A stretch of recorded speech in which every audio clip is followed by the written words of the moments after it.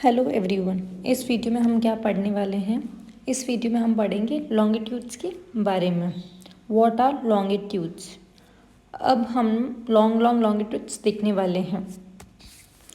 अर्थ में जो इस तरीके से नॉर्थ पोल से साउथ पोल तक जो लाइंस चल रही है वो क्या कहलाएगी? वो कहलाएगी longitudes. Latitudes are not enough to fix the position of a place. Only latitude can't fix the place. तो आपको लैटिट्यूड के साथ साथ में लॉन्गिट्यूड्स भी लगेंगे प्लेस फाइंड करने में। Therefore, in order to locate the places precisely, we must know how far east or west these places are from a given line of reference. तो लॉन्गिट्यूड्स क्या है? डेफिनेशन देखो। Imaginary lines running from north pole to south pole.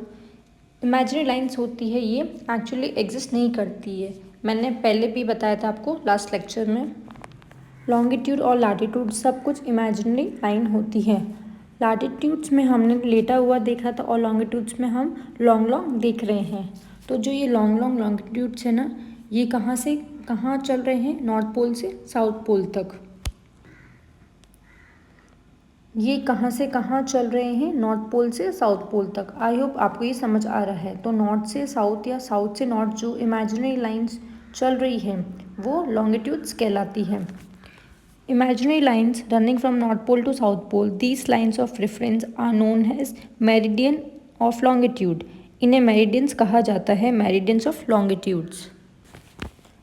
Meridians of longitude divide into equal degrees, और ये equal degree में divided है।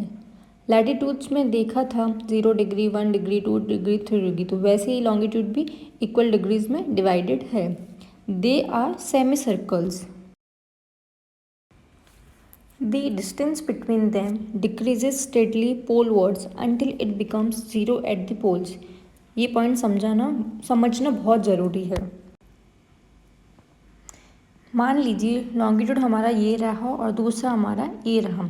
अब जैसे आप देखोगे कि 0 डिग्री पर डिस्टेंस जो है वह थोड़ा ज़्यादा है, ऊपर जाओगे 40 डिग्री पर कम हो जाएगा, और ऊपर जाओगे तो और कम हो जाएगा, पोल पर जाके 0 हो जाएगा। तो लैटिट्यूड्स पे आपने क्या देखा था कि डिस्टेंस हमेशा इक्वल रहेगा, बट यहाँ पे लॉन्गिट्यूड्स में डिस्टेंस जो है इक्वेटर पे सबसे ज़्यादा रहेगा, फिर और कम होगा। तो ऐसा क्यों हो जाता है? सारे लॉन्गिट्यूड जाके कन्वर्ज कहाँ होते हैं? नॉर्थ पोल और साउथ पोल पे कन्वर्ज होने के चक्कर में इनकी डिस्टेंस कम हो जाती है। इक्वेटर पर डिस्टेंस ज़्यादा और पोल पे कम होगा। लाइन ऑफ रेफरेंस जो है वो है प्राइम मेरिडियन। ये होगा 0 डिग्री। प्राइम मेरिडियन के पीछे वाले जितने भी 180 डिग्रीज तक लॉन्गिट्यूड्स है तो वो वेस्टर्न लॉन्गिट्यूड्स हो गए और वेस्टर्न हेमिस्फेयर हो गया। और आप अगर ईस्ट में आओगे तो ईस्टर्न हेमिस्फेयर हो जाएगा, ईस्टर्न लॉन्गिट्यूड्स। तो एक प्राइम मेरिडियन बनाया जिसको आप लाइन ऑफ रेफरेंस मानते हो। इसके वेस्ट में वेस्टर्न लॉन्गिट्यूड्स और ईस्ट में eastern longitudes. Meridian which pass through Greenwich where the British Royal Observatory is located। और ये 0 डिग्री कहाँ से पास होता है?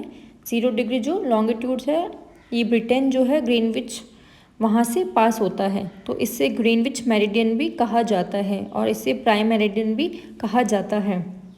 जैसे मैंने आपको बताया कि लैटिट्यूड के हिसाब से हीट जोन डिसाइड करते हैं, तो वैसे ही लॉन्गिट्यूड की भी एक सिग्निफिकेंस है। लॉन्गिट्यूड के हिसाब से टाइम पता किया जाता है, ये हम वीडियो लेक्चर में समझेंगे नेक्स्ट। तो प्राइम मेरिडियन क्या है? Its value is 0 degree longitude and from it we count 180 degree eastward as well as 180 degree westward.